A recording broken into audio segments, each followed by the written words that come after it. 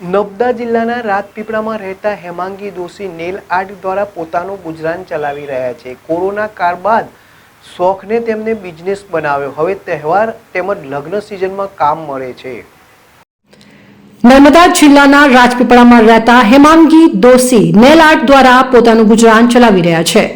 Corona કાળ બાદ આ શોખને તેમણે બિઝનેસ બનાવ્યો. હવે તહેવાર તેમજ લગ્ન સિઝનમાં કામ મળે છે. નર્મદા જિલ્લાના રાજપીપળામાં રહેતા હેમાંગીની દોશી નેલ આર્ટ દ્વારા પોતાનું ગુજરાન ચલાવી રહ્યા છે.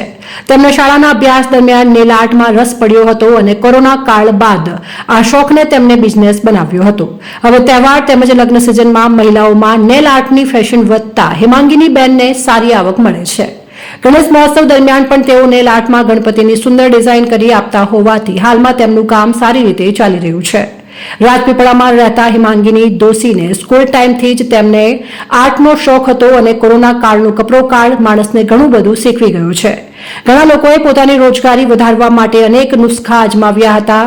તેમ હેમાંગીની બેન કોરોના કાળ દરમિયાન નેલ આર્ટ શીખ્યા હતા અને ધીમે ધીમે તેમણે કામ કરવાનું શરૂ કરતા આવક થવા લાગી હતી. અનેક તહેવારો અને પ્રસંગોમાં કોલેજિયન તેમજ અન્ય મહિલાઓને પોતાના નખને શણગારવાનો શોખ હોય છે. ત્યારે હેમાંગીને ધીમે ધીમે કામ મળવાનું શરૂ થયું હતું. સારો સ્વભાવ અને લોકોના સંપર્કમાં રહેવાથી તેમને પ્રસંગોપાત કામ મળી રહ્યું છે અને પોતાના જીવન ગુજારામાં આવક કામ લાગી રહી છે.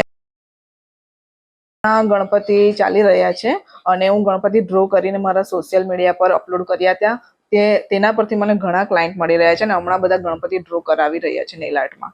પ્રધાનમંત્રીએ જે આ ડિજિટલ ઇન્ડિયા કાઢ્યું છે તે થ્રુ મેં મારા સોશિયલ મીડિયા પર મારા નેલ્સ મૂકું છું અને એ દ્વારા મને રોજગાર મળી રહ્યું છે.